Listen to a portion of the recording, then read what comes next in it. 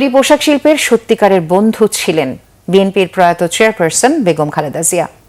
৯০ দশকের শুরুতে এই শিল্প যখন ক্রান্তিকাল অতিক্রম করছিল, সেই দুঃসময়ে নগদ প্রণোদনা সহ বিভিন্ন সুবিধা দিয়ে পথ চলা সহজ করে দেন তিনি।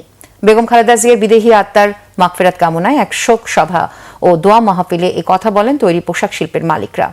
বিজেএমই এর সাবেক সভাপতি কাজী মনিরুজ্জামান বলেন, গণতন্ত্র প্রতিষ্ঠায় বেগম জিয়া আপোষহীন থাকার পাশাপাশি পোশাক শিল্প খাতের উন্নয়নে ব্যাক টু ব্যাক এলসি সুবিধা এবং ইউডি সুবিধা চালু সহ বিভিন্ন পদক্ষেপ নেন। বিজেএমই এর ভারপ্রাপ্ত সভাপতি সেলিম রহমান বলেন, ২০০৪ সালে শুল্ক ও কোটামুক্ত সুবিধা বিলুপ্তির দুঃসময়ে বেগম জিয়া জাতীয় সমন্বয় কমিটি গঠনের মাধ্যমে গুরুত্বপূর্ণ ভূমিকা পালন করায় বিশ্ববাজারে শক্তিশালী অবস্থানে পৌঁছে বাংলাদেশ।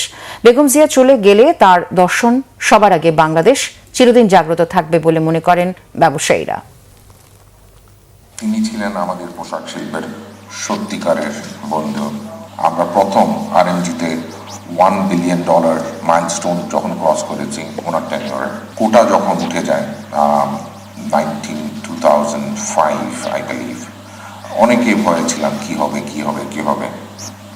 তখন যে কোঅর্ডিনেশন কমিটি করেছিলেন এবং ওখান থেকে যে পলিসিগুলো চলে এসেছে, I think after elimination of quota আমাদের কিন্তু ব্যবসা কিন্তু ড্রাস্টিকলি বেড়েছিল। And that is the direct effect of ওনার কোঅর্ডিনেশন কমিটির যে পলিসিগুলো নিয়েছিলেন।